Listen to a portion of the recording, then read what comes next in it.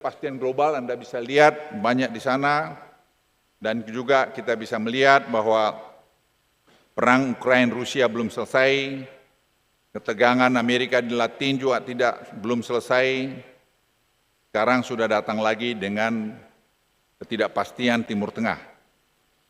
Tapi saya tadi malam nanya satu teman dari Eropa, saya tanya, ini mau berapa lama lagi nih perang ini?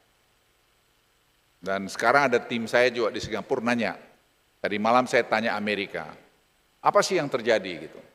Dia bilang, Pak Luhut, let's see what's going to happen for the next few days. Saya bilang, apa maksudmu gitu?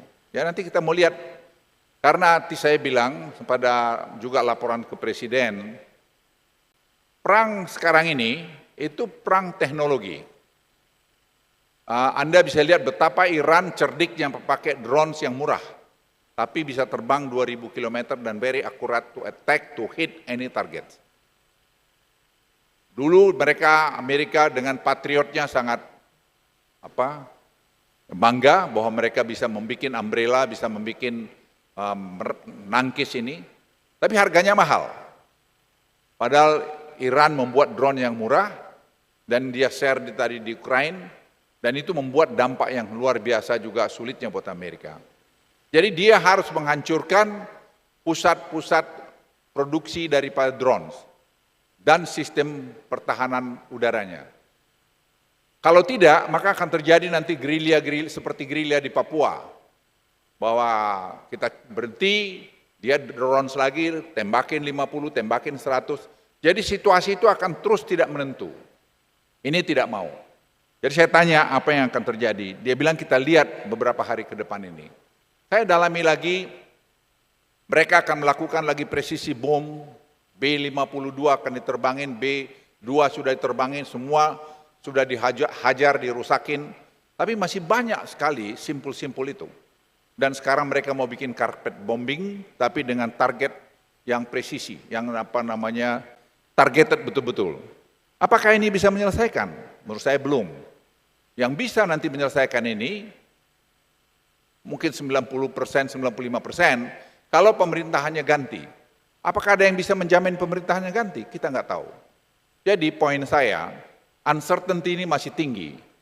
Oleh karena itu kita dalam negeri harus kompak juga menghadapi ini. Karena semua dunia menghadapi masalah ini. Dan kalau Anda lihat Rubio, Menteri Luar Negeri Amerika di Munchen pidato 10 hari yang lalu, dia sudah mengatakan salah kita melepaskan penjajahan dulu.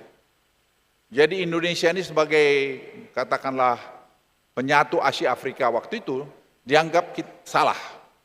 Bahwa kita mendorong kemerdekaan negara-negara berkembang.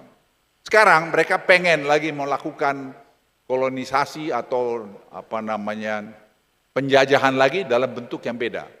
Anda bisa bayangin Presiden Maduro diambil oleh Delta Force, begitu aja, nggak ada yang ribut sekarang. Apa mau begitu? Apa mau bisa begitu terus kita? Kan tidak. Ada PBB, tiba-tiba dibikin sekarang Board of Peace. Siapa yang buat? Amerika. Jadi kita sebagai dengan undang-undang dasar kita yang menjelaskan bebas aktif, itu saya kira sudah pola yang paling benar. Kita baik pada semua, kita bisa berkomunikasi dengan semua. Pertumbuhan ekonomi Amerika juga rentan, dan kita lihat juga masalah AI bisa juga bubble, dan kalau ini bubble pecah, itu bicara 25 triliun US dollar, apa dampaknya kepada ekonomi dunia? Berapa banyak Indonesia investasi sekarang di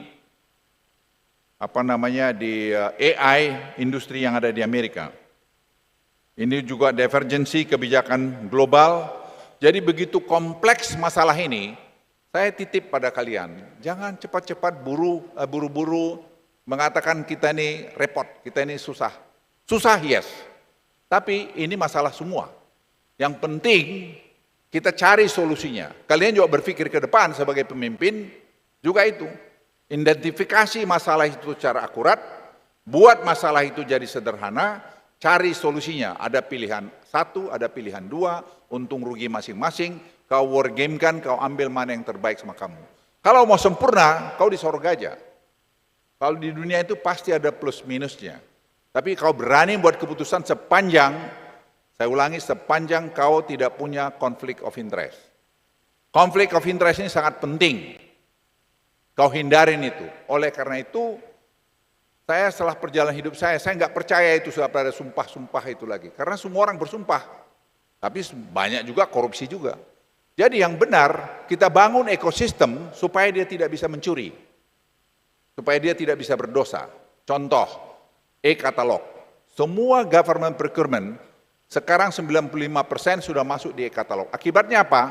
Penerimaan negara membaik gara-gara itu, dari government procurement tadi. Sekarang kita kaitkan dengan yang lain. Dan dengan nanti government teknologi, kita berharap akan mengurangi korupsi sebanyak mungkin karena tidak bisa korupsi. Karena tidak bisa korupsi, saya ulangi. Karena dia tidak bertemu dengan orang lagi, dia deal dengan mesin, dan dia deal dengan tadi yang ada AI, yang AI itu akan memverifikasi sebelum dia nanti memberikan yes or no.